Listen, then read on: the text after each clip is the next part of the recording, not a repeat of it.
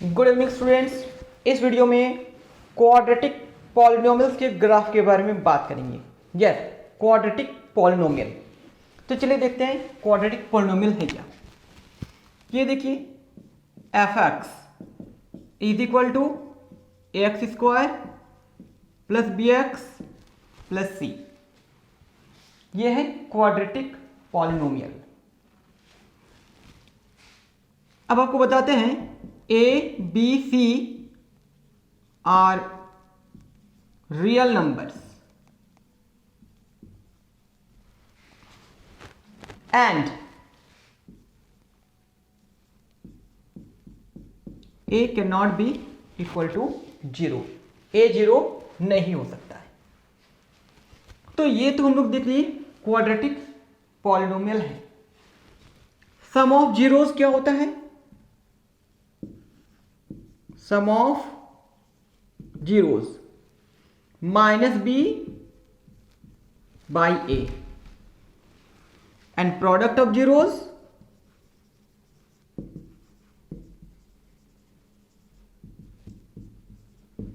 C by a. तो ये तो हम लोग देख लिए कि सम ऑफ जीरोस है minus b by a and product of zeros है सी बाई ए।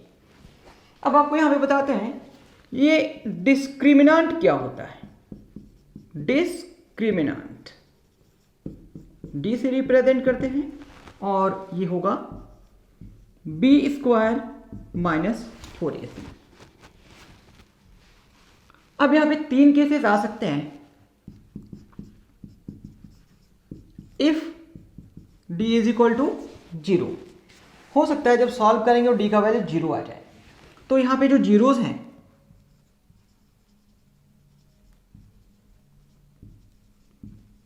वो होगा इक्वल। जीरोस क्या होगा? इक्वल। रियल तो होगा ही होगा। सेकेंड नंबर क्या है?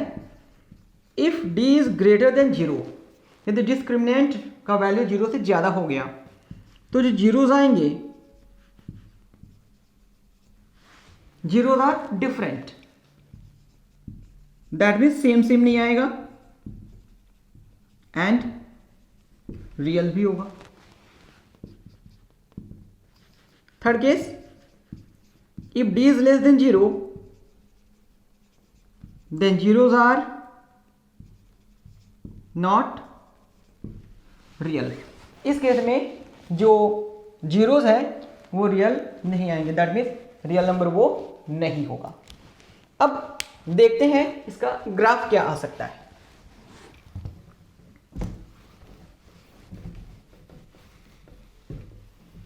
तो जब भी क्वाड्रेटिक पॉलिनोमियल का हम लोग ग्राफ ड्रॉ करेंगे तो वो हमेशा एक पैराबोला आएगा। यस, ये ग्राफ है पैराबोला जो क्वाड्रेटिक पॉलिनोमियल में ही आएगा। और इसका शेप क्या होता है? ये या तो इसको हम लोग अपवार्ड बोलते हैं, अपवार्ड पैराबोला, या फिर हो सकता है डाउनवर्ड पैराबोला। अब ये डाउनवर्ड और ये अपवर्ड कब हो सकता है? ये यदि ए पॉजिटिव है, मतलब वो माइनस में नहीं है। यदि ए पॉजिटिव है तो जब भी ग्राफ बनेगा ये हमेशा पैराबोला जो है वो अपवर्ड ऊपर की तरफ खुला हुआ रहेगा। और यदि ए लेस देन जीरो नेगेटिव में हुआ उस केस में जो पैराबोला बनेगा वो डाउनवर्ड बनेगा। डाउनवर्ड कब होगा?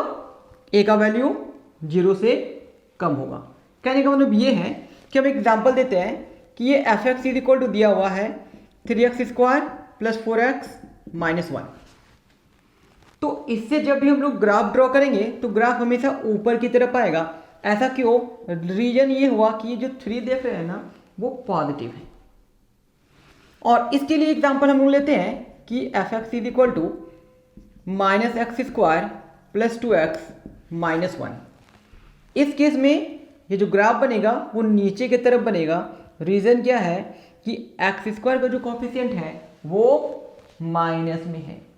ड्यू टू दैट ये जो ग्राफ बनेगा वो डाउनवर्ड बनेगा। तो अब अलग अलग केस में हम लोग देख लेते हैं कि ये जो ग्राफ है वो किस तरह का हो सकता है।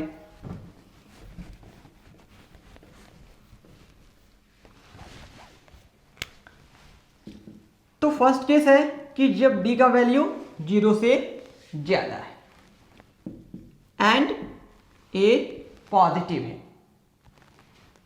इसका मतलब ये हुआ कि ये जो ग्राफ बनेगा हमेशा ऊपर की तरफ बनेगा।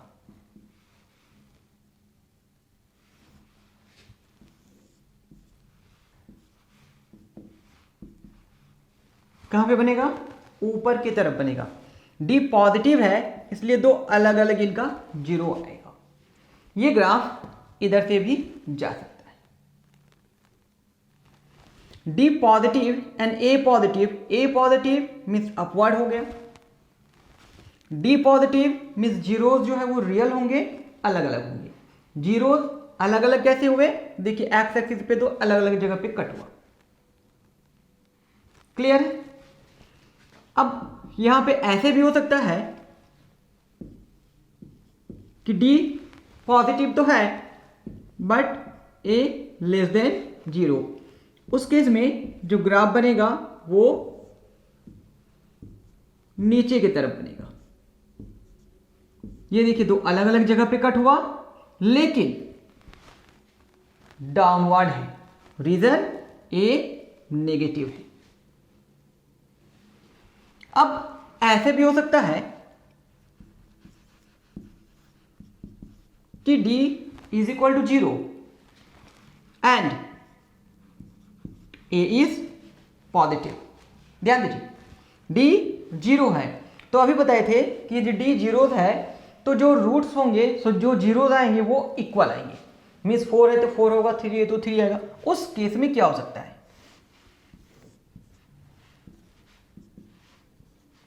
उस केस में होगा कि ये ग्राफ जो आएगा वो एक्सिस को टच करते हुए आगे निकल जाएंगे।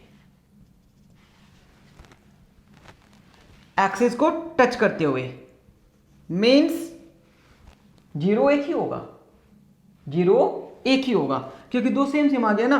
सपोज करिए 4 है तो 4,4 आएगा तो वो एक ही जगह पे कट होगा।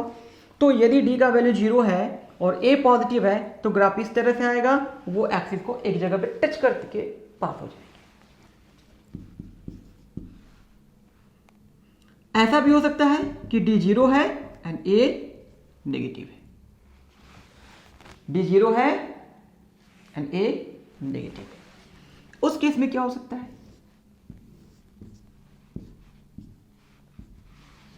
ग्राफ नीचे की तरफ होगा और एक्सिस को ये क्रॉस नहीं कर सकता है क्योंकि क्रॉस करने पर दो जगह हो गया ना, क्रॉस नहीं करना चाहिए। एक ही जगह से आ जाएगा। ये केस कब हो गया? जब d का वैल्यू 0 है मीन्स इक्वल जीरोज आ रहे हैं और a इज लेस देन 0 है। दो केस और बन सकता है। वो कब? जब d का वैल्यू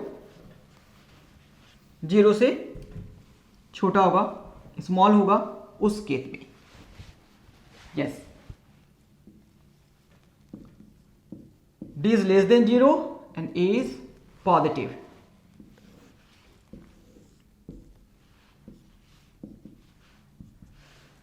यस, ये तो आप समझ गए होंगे कि ये एक्स एक्सिस होगा और ये वाई एक्सिस होगा। तो देखिए d लेस देन 0 मीन्स कोई भी रियल जीरोस नहीं आएगा। दैट मीन्स जो ग्राफ बनेगा वो एक्स एक्सिस को टच कहीं पर भी नहीं करने वाले हैं। इसका मतलब है कि ग्राफ ऊपर ही तरफ बनेगा, ऊपर की तरफ ही बनेगा और ये एक्स एक्सिस को टच नहीं करना चाहिए। वैसे ये जो वर्टेक्स यहां पे होता है, इस वर्टेक्स का जो कोऑर्डिनेट होता है वो -b/2a एंड -d/4a होता है। बट हमें वर्टेक्स से अभी यहाँ पे कुछ लेना नहीं है, ये हम सिर्फ ग्राफ के बारे में जानना चाह रहे हैं कि ये ग्राफ जो है वो क्या हो सकता है। अब 6 नंबर में ऐसे भी मेरे पास है कि d is less then 0 but a is also 0, less than 0। इस केस में क्या होगा,